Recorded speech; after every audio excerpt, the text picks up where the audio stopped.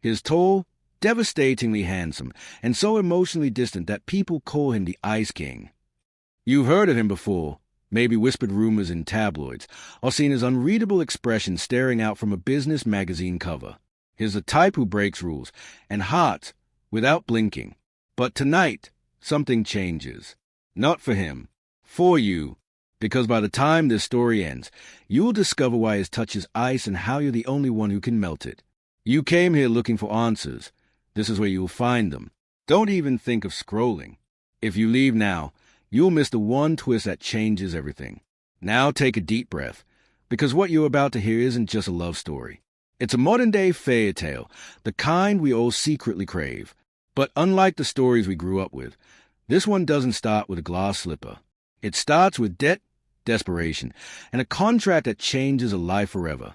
The moment you clicked this video, whether you knew it or not, you stepped into a world of secrets, power plays, and a love that wasn't supposed to happen. And I promise you this, by the time you reach the end, the question burning in your heart right now, why would a billionaire with everything choose a woman with nothing, will be answered in a way you won't forget. I want you to forget everything else around you.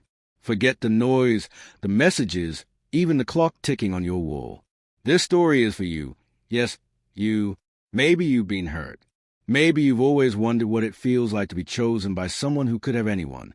Or maybe you just need to believe that even in a world built on money, status, and cold ambition, love can still surprise you. This isn't just a story about wealth and romance. It's about power and vulnerability. It's about the pain behind the perfect face, the secret inside the locked heart, and what happens when two broken people collide and become something whole. Stay with me. I've designed every second of this story to speak directly to the part of you that still believes in magic. But this magic has teeth. It's wrapped in steel and wrapped in lies. And it starts with a deal. Our heroine, her name is Lila. She's not rich, not powerful, not polished. She works 2 jobs, carries an overdue student loan, and spends most nights curled on her tiny couch, staring at job rejections and wondering how she's going to pay rent this month. She wasn't looking for love. She was looking for survival. But fate doesn't ask for permission, does it? Because one day, she walks into an interview that she didn't apply for, in a building she wasn't supposed to be in. And the man behind the desk? That same cold billionaire who hasn't smiled in years. Damon Blackstone. Yes, that Damon Blackstone, CEO of Blackstone Holdings, heir to a tech empire, and widely rumored to have built his fortune on betrayal, manipulation, and never letting anyone get close. His reputation is stone-cold lethal and completely untouchable. But here's the twist. Instead of calling security, Damon makes her an offer. Not a job, a contract, a proposal so outlandish, so out of nowhere, that Lila thinks it's a joke at first. But is not joking. He needs a fiancé for 6 months. No love, no touching, no expectations, just a role to play in front of board members and media to secure a merger that will double his empire. In return, enough money to wipe Lila's debt clean and start fresh. Enough to buy her life back. It's cold. It's calculated. It's everything Damon Blackstone is known for. And yet, Lila says yes. Now here's where it gets interesting. Because no one tells you that pretending to be loved by someone like Damon, someone so emotionally frozen he might as well be carved from ice, starts to mess with your head. The longer Lila wears a ring, smiles at cameras, and lets herself be pulled into his glamorous world, the more cracks begin to show. Not in her. In him. He watches her when he thinks she's not looking. He protects her without ever admitting it. He has nightmares. He avoids touch. And he keeps a locked room in his penthouse that no one has ever been allowed to open, not even staff. What's inside that room? Why did Damon choose her? And what is he so afraid of feeling? Every moment they spend together, the line between fake and real blurs. You'll start wondering, is he falling for her? Is she falling for him? Or is this just a game? And what happens when it stops being pretend and start becoming something neither of them planned for? Now listen, if you're still here, it means you're like me. You don't just want fluff. You want the why. You want to know what's hiding behind the silence, the moments when his hand lingers too long, the way his voice softens when he says her name. You want to know what sky is buried under that perfect suit and 1,000-yard stare. I promise you, it's not what you think. And once you hear it, you won't forget it. This is a story of how a woman with nothing taught a man with everything how to feel again, and the price they both had to pay to hold on to it. As you watch, notice the signs. The way he tightens his jaw when she laughs, the way she fakes confidence but flinches when he raises his voice, the way neither of them talks about the past. Because the truth? Damon Blackstone didn't build an empire just to fall in love. He's hiding something. And Lila? She might be the only one brave enough to break through his walls. But what happens when she finds what's inside? So here's your mission, if you choose to accept it. Watch until the end. Don't skip. Don't pause. Because right before the final chapter, I reveal the one secret that Damon never wanted her, or you, to know. It's the reason for everything. The reason is cold. The reason he chose her. And the reason he might be more dangerous than anyone realized. Now, are you ready to find out what's behind the locked door? Because when Lila finally turns that key, what she sees inside will change everything. Lila Morgan hadn't always been this desperate. Just 6 months ago, her life looked nothing like the version she now dragged through every day. Back then, she was balancing 2 jobs, juggling a part-time tutoring gig at a prep school while waiting tables at a downtown diner just to keep the lights on. She used to believe that hard work was a path forward, that being good would somehow bring good things her way. But when the landlord changed the locks without warning and the hospital bills from her mother's final week started multiplying like ghosts in her inbox, the fairy tale she clung to began cracking at the seams. New York City didn't care how kind she was. It didn't care how late she stayed after work or how many shifts she picked up. If you didn't have money, you were invisible, or worse, disposable. And Lila? She was running out of time, options, and faith. That's exactly when the offer came. Too timely, too perfect, and wrapped in the kind of danger that doesn't scream. It whispers. You have to wonder sometimes, are moments like that fate or a setup? Because Lila still isn't sure how her resume ended up on the desk of Blackstone Holdings. She never applied, never even dreamed of working in a place like that. She didn't have the polished Ivy League degrees or the family connections. But one afternoon, a woman in an expensive suit with a tone colder than the November wind handed her a gold embossed card and told her to report to the 71st floor of the Blackstone Tower at noon sharp. Lila thought it was a prank. But something about the woman's eyes, the way she looked at her, like she already knew something Lila didn't, convinced her otherwise. Maybe it was exhaustion.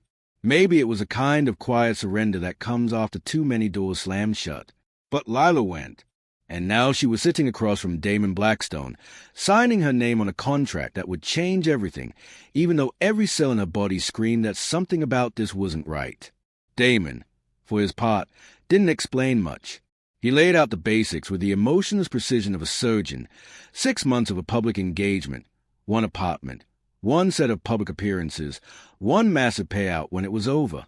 No personal questions, no complications. She was to smile, wear the ring, and say all the right things to the press. But there was something beneath his voice, a flicker behind those storm-colored eyes that made Lila hesitate. He looked like a man used to control, but also like someone who hadn't truly slept in years. There were bags under his eyes that no amount of money could erase, a tension in his shoulders that never seemed to relax. He said he needed this arrangement to satisfy the board before the final phase of a billion-dollar merger. But why, huh? Why someone like Lila Morgan, who had nothing, who was no one? The question rattled around in her mind like loose change every time she caught him staring a second too long, or closing his office door with a lock that clicked just a bit too loudly. The first few days in the penthouse were like living in a museum. Everything was cold, sleek, and impersonal, just like Damon. She wasn't allowed to enter his study. The cleaning staff only came during hours she wasn't home. And every time she asked about the room at the end of the hallway, the one with the black steel door and no handle on the outside, he deflected, said it was storage, said it was nothing. But if it were nothing, why did he check the door every night before bed? Why did he keep the key around his neck, hidden beneath his collar like it was the only thing keeping him tethered to the ground? As the days passed, she noticed more, small things. He never looked at his phone when it rang. He always took calls in another room. And twice, she heard his voice late at night, low and angry, talking to someone on the other end of the line about timelines and containment. The kind of words that don't belong in a fake engagement. She tried to dismiss it, telling herself she was overthinking. But then there was a photograph, tucked away in the back of the kitchen drawer, folded twice and hidden under a stack of unused takeout menus. It was old, creased, faded. A woman with eyes that looked too much like Damon's to be a coincidence, holding a baby with curly dark hair and a small gold bracelet. Someone Damon never mentioned. Someone who, based on the wear on the photo, clearly meant something. Lila didn't ask about it. Not yet, but it planted a seed. Who was that woman? Why was Damon hiding her photo? And what happened to the child?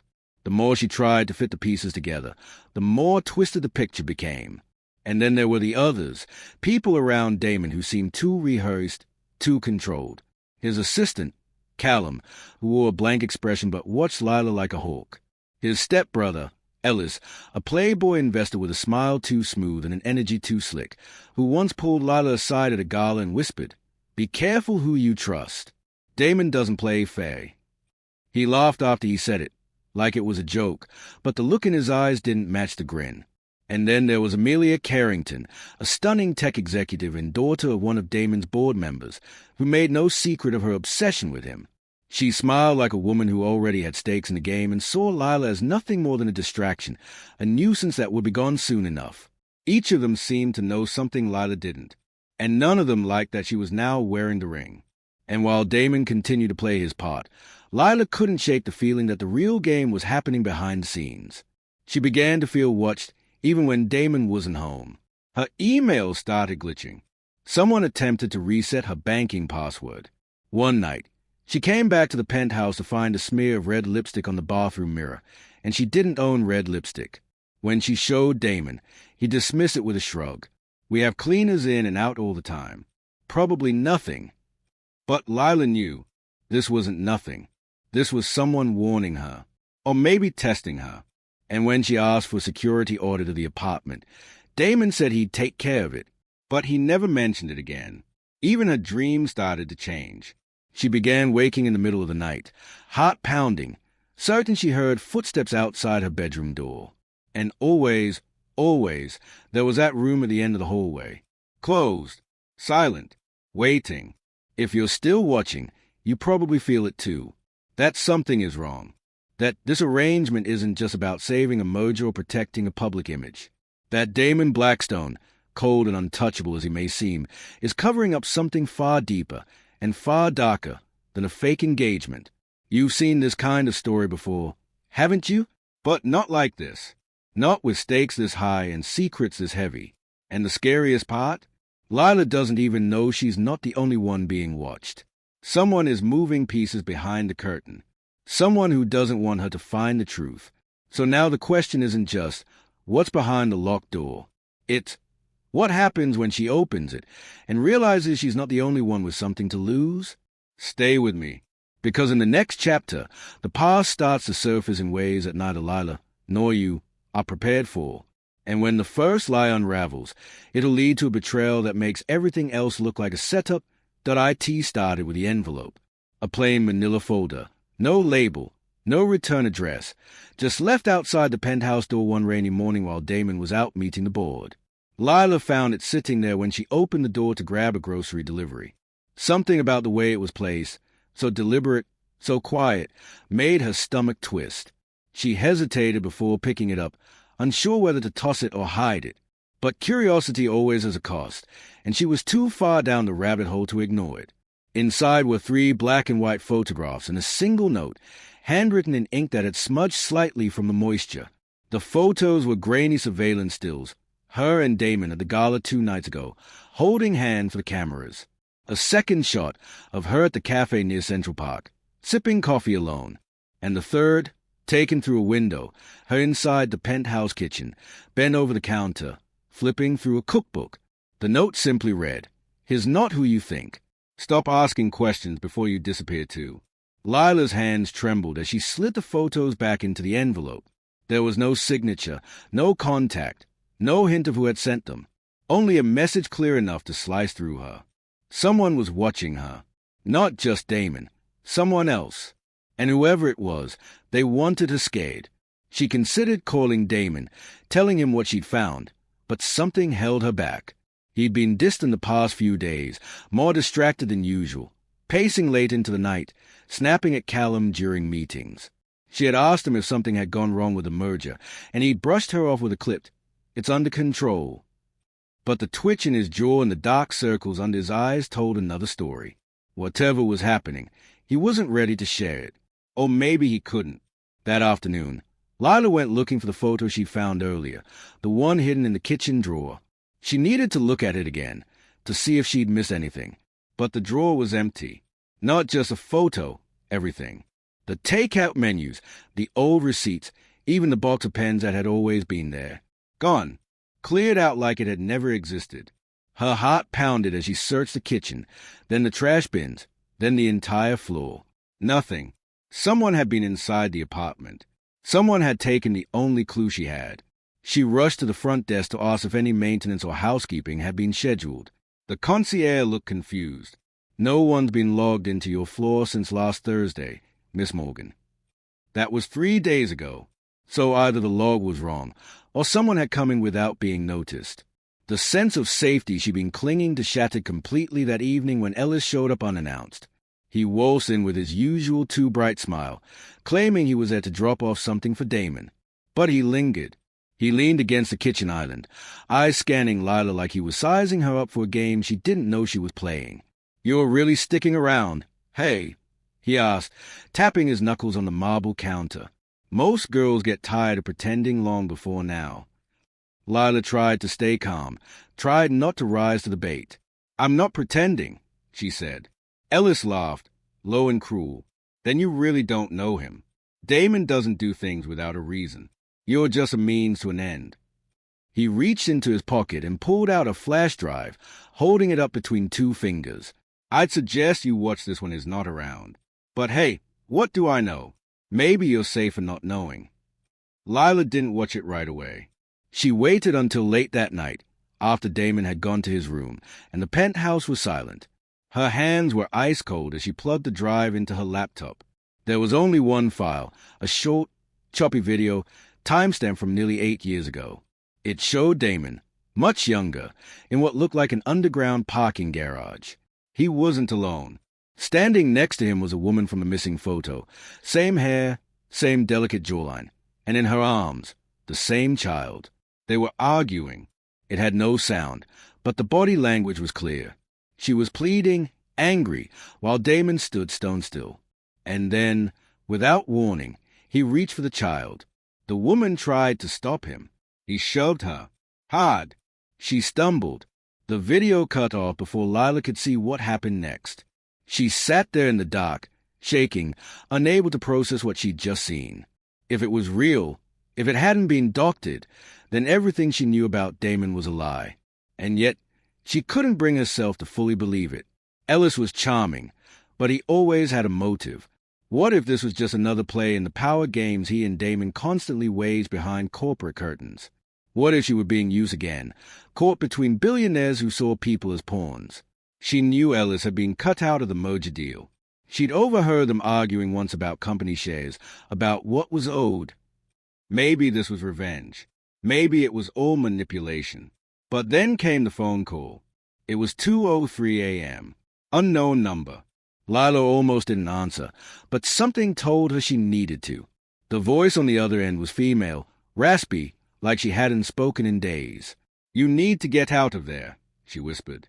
"You're in danger, and if you go near that locked room again, he'll know you're on to him." Lila asked who she was, but the line went dead. No number, no call log, just silence. The next morning, she woke to find that her laptop was gone. Her flash drive, too. Damon was already in the kitchen, sipping his espresso, calm as ever. "Did you misplace something?" he asked, not even looking up. Her stomach dropped. She didn't answer. She couldn't, because suddenly, she didn't know what scared her more, that someone was following her, or that Damon had always known and was just waiting for her to slip. And as she stared at him, at the man who once offered her a lifeline when she was drowning, she began to wonder, what if this wasn't a lifeline at all? What if it was a net?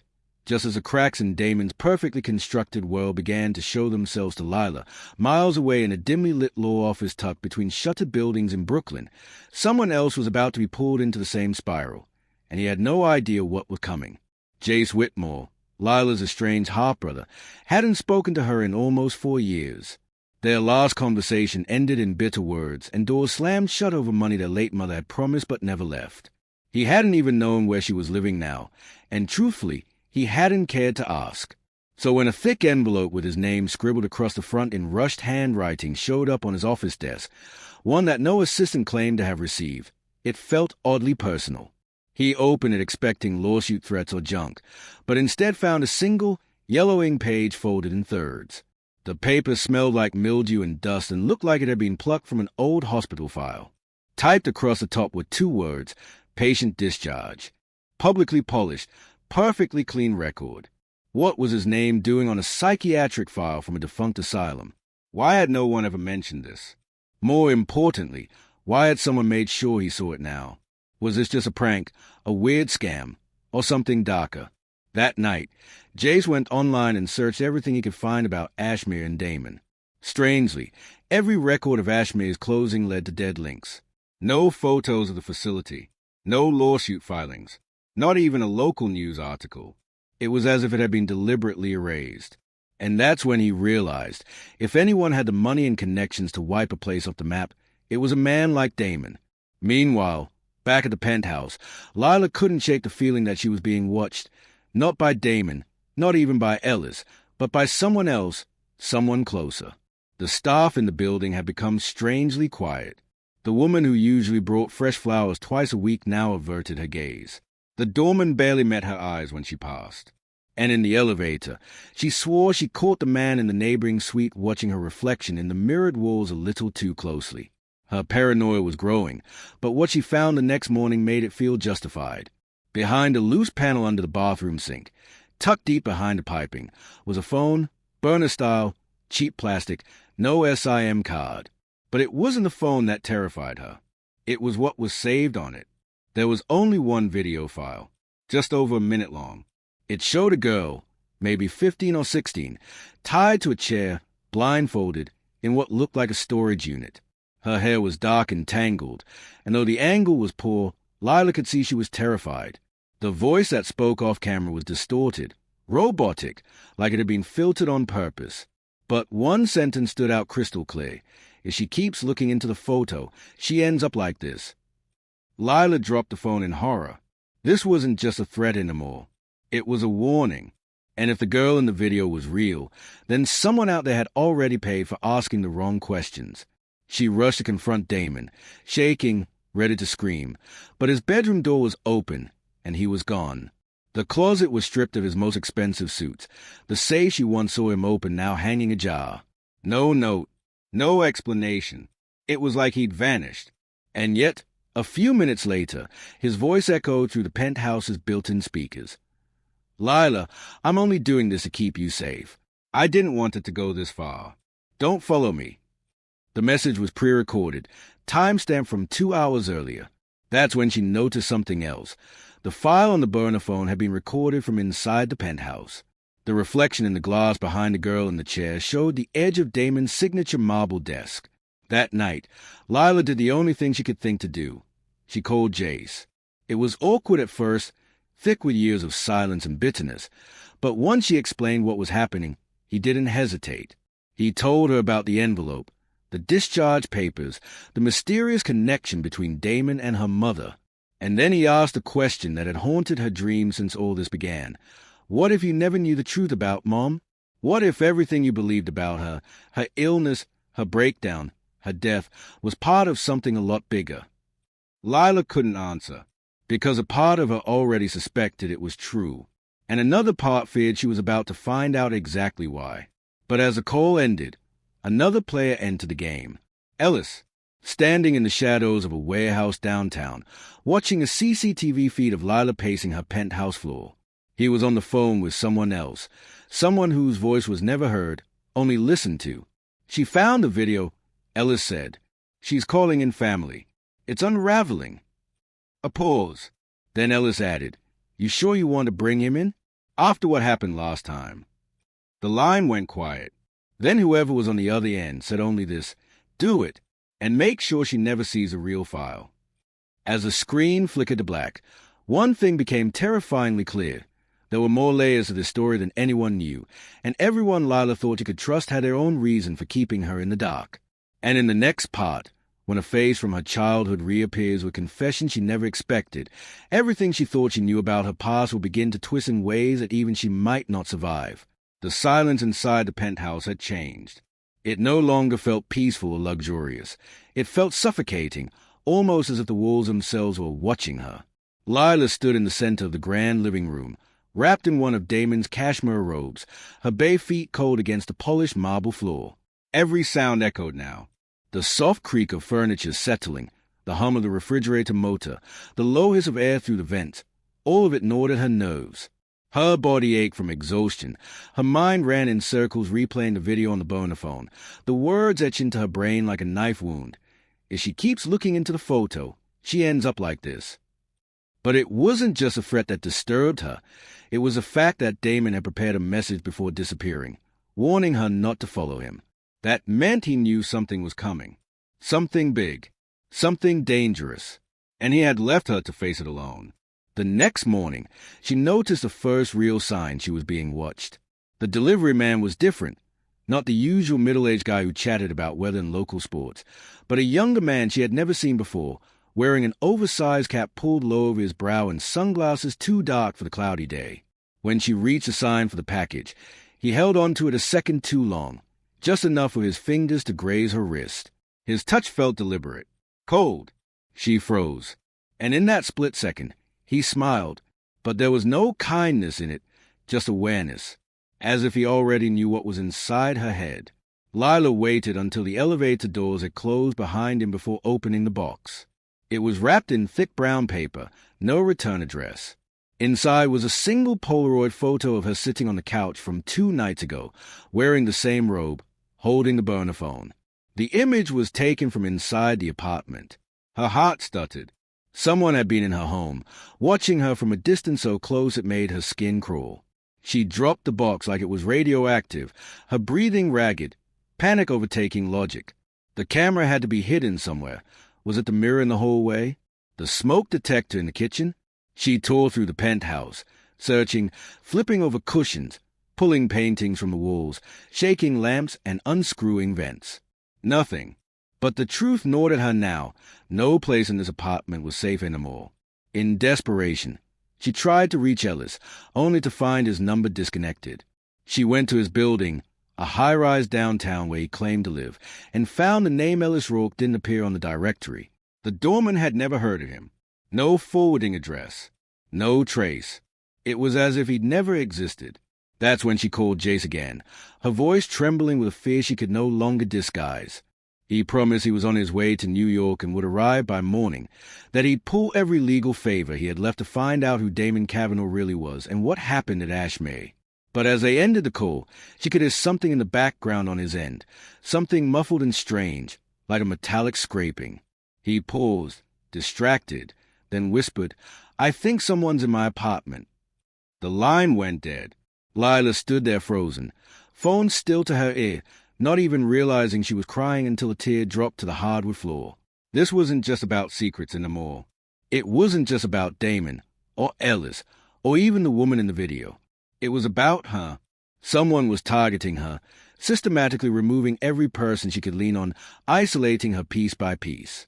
But why? What could she possibly know, or be close to discovering, that warranted this level of manipulation? She returned to the living room and turned in slow circles, trying to retrace her steps, trying to understand what had triggered this unraveling. It had all started with that photo, the one she saw in Damon's drawer, the one that didn't belong. She retrieved it again, this time studying it like a puzzle. The girl in the image wore an old hospital gown. Her hair was long, messy, her eyes wide with either innocence or terror. It was hard to tell. But the background was what caught Lila's attention now. A faded symbol on the wall behind the girl. A triangle with a circle inside it. She'd seen it before, on the discharge papers Jace had shown her.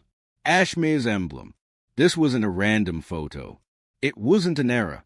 It was a breadcrumb, and Damon had hidden it, not destroyed it, which meant some part of him wanted her to find it, even if he'd never admit it. Her hand shook as she grabbed the burner phone and tried playing the video again, this time pausing frame by frame. That's when she noticed something she hadn't seen before. In the reflection behind the girl, in the far corner of the glass, there was a figure, tall, thin, blurred by distance, but standing too still to be accidental. Whoever recorded this wasn't alone. Someone else had been there, watching, possibly even directing. The realization hit her like a punch to the gut. She wasn't uncovering the truth. She was being led to it. Carefully, intentionally. Someone wanted her to piece it together, but only enough to trap her in it. This was a game, and she had just entered the second level. That night, she tried to sleep, but her dreams were stained with twisted images of a mother strapped to a hospital bed, Ellis laughing from behind a two-way mirror, and Damon, cold, emotionless, whispering something she couldn't hear through the glass. When she woke, she was drenched in sweat, the taste of blood on her tongue, and the sound of her apartment door clicking shut echoing faintly from down the hall. She wasn't alone anymore, and whoever had entered her life under the guise of love and protection had just opened the door to something far more terrifying than betrayal. What she doesn't know yet is that someone else, someone from Damon's forgotten past, is coming, and the truth about her mother is about to surface in a way that could burn everything she thought she knew to the ground. ChatGPT said, "The day started like the rest, clouded by paranoia, nerves wound tight, and the feeling that Lila was playing a game whose rules kept shifting. She hadn't left the penthouse in 3 days. Shadows on the balcony made her flinch. Sirens in the distance twisted her stomach into knots, and her reflection in the mirror barely looked like her anymore.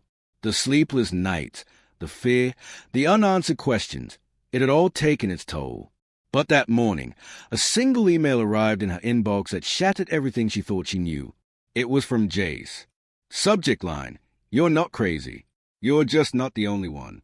Attached was a video, grainy surveillance footage, dated 3 months before Damon vanished.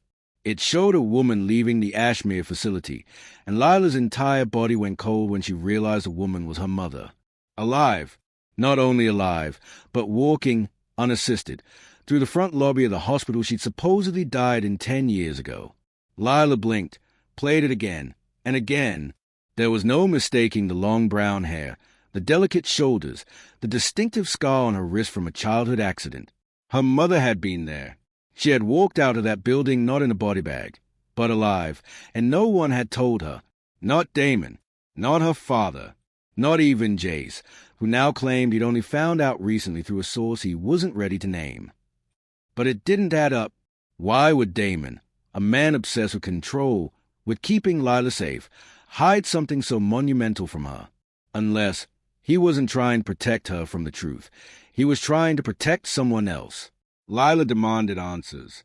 She called Jace again, and this time his tone shifted, no longer soft and reassuring, but sharp, almost rehearsed. He told her he'd meet her in person and explain everything, that he'd been tracking her mother for weeks and believed she was being kept under a new identity. But he also let something slip. He mentioned a meeting between Damon and a doctor from Ashmere that happened years before Damon and Lila ever met. A meeting that had been buried, scrubbed from digital records, but recently leaked. That was the first moment Lila realized Damon hadn't found her by accident. He had known who she was before they ever met in that rain-drenched art gallery in Tribeca. Their romance, their whirlwind connection, it had all been part of something bigger. The pieces clicked violently into place. Damon didn't fall in love with her out of nowhere. He sought her out. But for what? Love? Redemption? Or something darker? She started digging through Damon's locked files again, this time pushing deeper into the hidden partitions of his encrypted drive. What she found turned her blood to ice. Medical documents. Not hers, not her mother's, but of another woman, same age, eerily similar appearance, and listed under project code Echo 9. A name showed up multiple times, stamped across the header of every file. Dr. James Alton. And then, at the very bottom, a signature, Damon Cavanaugh. Lila stumbled backward from a computer. Damon had been funding the experiments at Ashmere. Not just funding them, signing off on them. Her perfect billionaire, The man who had once wrapped her in his arms and whispered that he would burn the world to protect her had played a role in the very institution that tore her mother apart. And suddenly, she remembered something Damon once said in his sleep, murmured between nightmares. They were never supposed to survive. She hadn't understood it then, but now she did. The phone rang. Unknown number. She answered with a trembling hand. A woman's voice came through, older, raspy, and urgent. "They are watching you, Lila. Don't trust a man who calls himself your friend. He's not who he says he is. He works for them. He always has." The line went dead. She collapsed onto the floor, gasping for air. Who was she supposed to trust? Damon, the man she loved but now believed manipulated her from the start? Jace, the best friend whose timing was too perfect, whose knowledge was too specific, and whose concern might have just been a smokescreen. Her own mother, the woman presumed dead, now possibly alive and hiding under new identity, walking away from the hospital that destroyed her mind? And then came the final blow. Another package arrived. No label. Inside was a single item, a USB drive, encrypted with the phrase Project Mirror.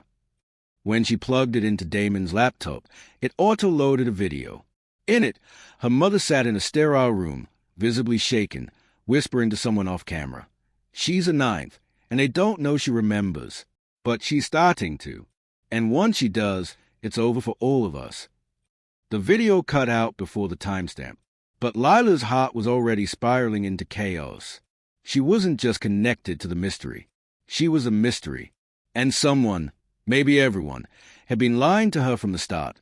The storm had rolled in fast, black clouds swallowing the skyline like smoke from a building set ablaze by truth too long buried. Lila stood outside the private estate on the cliffs of Montauk, her shoes sinking into wet grass as lightning cracked overhead. The sea crashed far below like nature itself was trying to issue a warning. But she couldn't turn back now. Not after everything she'd uncovered. Not with Damon's final message burning a hole in her phone, a voice memo encrypted with layers so deep only her biometric key could unlock it. When she finally heard his voice, there was no charm in it, no silk-covered secrets. Just raw, fractured truth. He had left everything behind, names, files, dates, locations, inside the estate's panic room. A vault only she could access. And if she was hearing the message, it meant he wasn't coming back. Always. Someone had made sure of it. The heavy doors creaked open as she stepped inside, rain dripping from her coat. The place smelled untouched, abandoned in haste. Portraits of strangers with familiar eyes lined the walls. Ancestors, maybe, or ghosts of those who had come before her, victims of the same deception she'd been dragged into. Her footsteps echoed through the marble hallway until she reached the library, where the false bookshelf Damon once joked about now slid aside, revealing an elevator panel. Her fingerprint made it light up red, then green. The ground rumbled. The descent felt endless. At the bottom, the steel chamber opened to a room colder than winter steel, lined with monitors, safes, filing cabinets, and a single chair bolted to the floor, restraints dangling from its arms. Everything she'd feared was true. Damon had known about Project Mirror. He had helped fund it, but he hadn't created it. That honor went to someone else. A figure already inside the room, waiting. Lila's heart slammed against her ribs as the shadows shifted and a man stepped forward, cane in hand, eyes like jagged obsidian. Dr. James Alton, the true architect of everything.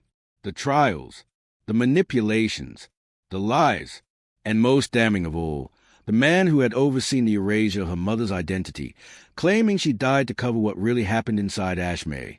Alton greeted her not with a weapon, but with a knowing smirk.